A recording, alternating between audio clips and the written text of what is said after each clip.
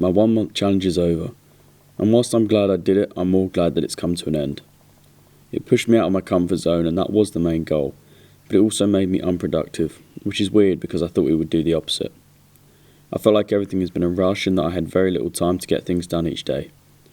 Although it has made me think about how I use my time and just how much of it I actually do have. I realised if I wake up with set goals for the day in mind and plan time for the important things, then I become far more efficient. So whilst this month itself felt unproductive, I think the lesson I learned is going to be a huge asset for how I use my time in the future. The individual challenges themselves definitely had their ups and downs. Some were easier than others, and I'd be lying if I said I hadn't ranked them in terms of their difficulty. The hardest one being 5 AM wake-ups. This was more of a challenge about going to bed early rather than waking up early. I could wake up at 5 if I've had 8 hours sleep or 7.5 hours sleep, but most of the time I wasn't getting that. On average, I got about 6 hours and 18 minutes worth of sleep, and that's from me writing down just how much sleep I got every single night. So you can see that this challenge wasn't easy, and explains why I napped a lot at the beginning of it, and even towards the end of the month where I was getting about 4 hours sleep, I was napping a lot throughout the day. The good thing was it allowed me to be a lot more productive. Getting up at 5 almost just felt like I had a head start in the day, which I really liked. But what I didn't love was the fact that I had to go to bed at 9, even though I never did, to get 8 hours worth of sleep. So I think I'm going to keep this whole habit going, but instead of waking up at 5, I'm going to wake up more about 20 to 6, half 5. It seems just a little bit longer, and it may not seem like much to you guys, but to me, that makes a world of difference. So today is the 1st of August, so it's the first day I've had to wake up without setting an alarm, and it's 5:43, which is pretty decent. It's sort of the time that I'm going to actually just start getting up anyway, so let's see if we can make this habit stick. And yeah, this is what my voice sounds like at this time in the morning. I know what you're thinking. How am I single? Honestly, no idea. Whilst early mornings were tough, there wasn't much between that and second place. Meditation. Sitting down for an hour with your eyes closed is hard enough, but when you try to meditate, it's easy to see how distracted you can get. Okay, meditation. Let's do this. Focus. Don't think about anything. Nothing at all. I'm pretty good at this. I'm meditating. I don't see what all the fuss is about. It seems pretty simple. Shit. Right, let's try this again. Round 2. Let's go. Rude.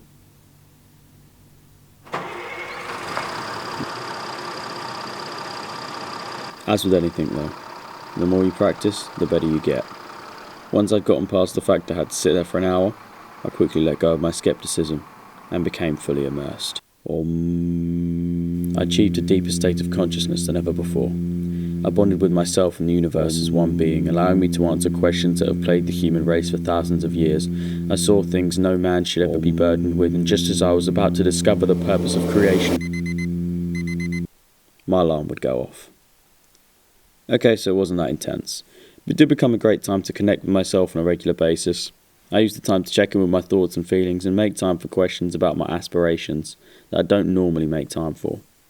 It was a great way to get some guidance on what I'm doing and where I want to be heading, and I'm going to continue the meditation, but just reduce the time to something more practical like 15 minutes a day. But in short, I'm now enlightened. Bitch. Coming in at a cool number 3, ice baths. So I did this challenge because I couldn't really do the cold shower challenge that Matt Diabella did, and this was, to be honest with you, a much better option. Theoretically, the whole point of it, this one in particular, was to push me out of my comfort zone, and ice baths was something I absolutely hated for the past couple of months, and this was the only real time I did them on a regular basis. At first it was actually quite difficult. I did them on my own, I didn't really have a routine to them, but then I started doing them about 7, 8 o'clock at night, and I always had someone here with me. Ellie, if you're watching this, big thanks to you, and it made it so much better. Plus as well, we have sauna and a steam room, so after I'd get out of the ice bath, I'd use the sauna and the steam room almost like a little reward. You can call it cheating, but I went in dry and always finished off with the ice bath even after I used the sauna and the steam room. In terms of whether or not I carry them on, It kind of depends. I'm not going to be doing them every day, that's for sure, simply because there's no real need. The health benefits to them are good, but once or twice a week should be enough, and 10 minutes was pretty perfect. And like I've said in previous videos, ice baths are normally about 10 to 15 degrees, and you've seen the chunks of ice that come into here, and this one normally hovers kind of around 3 to 8 degrees. I think at the minute we're probably more towards 8 degrees in all honesty. Now I know cold showers is always full body immersion, so the way I got around that was simple, and I finished every single ice bath the same way.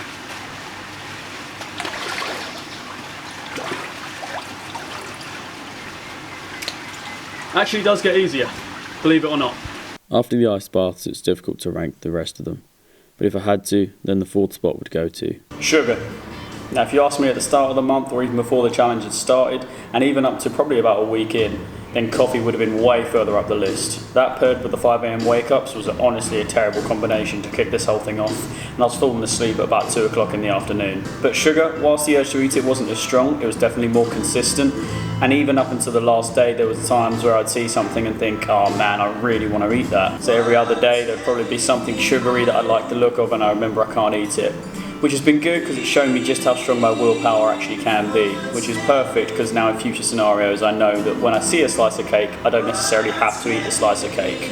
I did try and limit my fruit intake as well, but I know there's actually a little bit of nutritional value in fruit, so I didn't completely get rid of that. Now I don't eat loads of sugar in general, so this one wasn't too bad. So will I carry it on? I don't realistically think that I'm not going to eat sugar for the rest of my life, but it does make me look at this as more of a treat and a luxury and something that should be done a lot more occasionally than probably what I was doing it. Coffee, on the other hand, is a little bit different. Whilst it was difficult for like the first 7 days, after that it didn't really bother me at all, and I just wanted a coffee. I didn't feel like I needed a coffee or anything.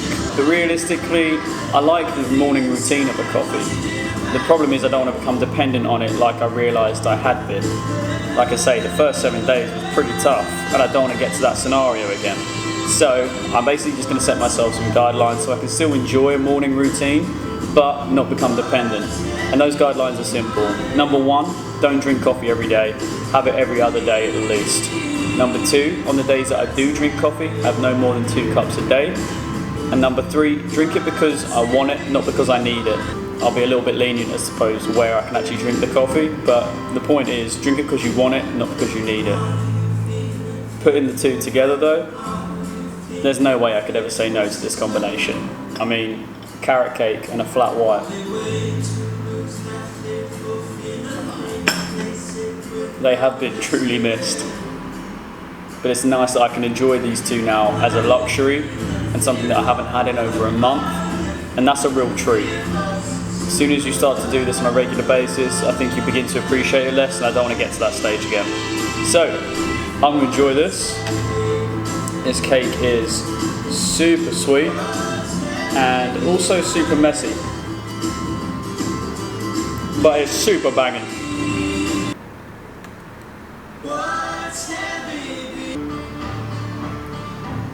Looks like I've forgotten how to eat cake. Look how much cake is left, I won't lie to you. I'm actually pretty much done already. Also, I've only drunk about half of this, and I don't know if it's just not the best flat white, or if I've just had enough, but